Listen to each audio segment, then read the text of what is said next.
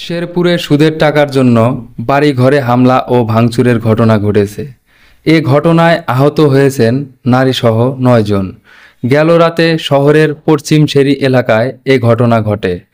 ঘটনার পর ভুক্তভোগী বাদী হয়ে সদর থানায় একটি অভিযোগ দায়ের করেন।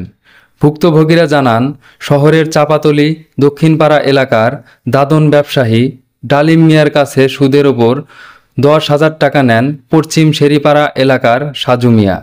সেই টাকার বিপরীতে প্রায় ৩ গুণ টাকা পরিশোধ করার পরও ডালিম মিয়া আরও ৯,০০০ টাকা দাবি করেন।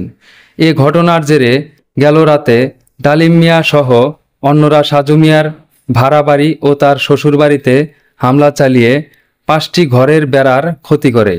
এ সময় বাধা দিতে গেলে নারীসহ অন্তত ৯ জন আহত হয়। পরে আহতদের উদ্ধার করে সদর হাসপাতালে ভর্তি করা হয়।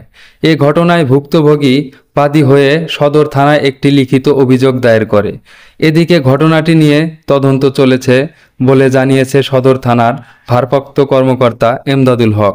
আমার বাড়িঘর কুবায় নষ্ট করছে। চাইনিজ কুড়াল ছিল ৫-৬ জনের কাছে, আরও রামদা নিয়ে এসেছিল, আরও নাড়ি ফালা, এইসব নিয়ে আমার ৫-৬টা বাড়িঘর কুবাই গেছে। আমাদের মানে বাড়ি ফেলাইছে, আমার বাচ্চাটা শুয়ে হয়েছে, চিৎকার না গেছে, আমি ধরে নিয়ে আইছি। আমি কেছি তোমরা ইনু বাইরেও কে না পাই, আমার টুটির মধ্যে দোষছে যায় খামসা দিয়ে আমার গলার চেন আসছিল, চেনটা নিচে গা। অনেকটি মানুষ নিয়ে আসে এরকম করে কুবাকাবি করছে, আর আমার টাইনে নিয়ে যাইতেছে, আমার নিয়ে যাবো গা, এগুলা অনেক টানা চেষ্টা করছে। সংবাদের আলো, ডেস্ক নিউজ।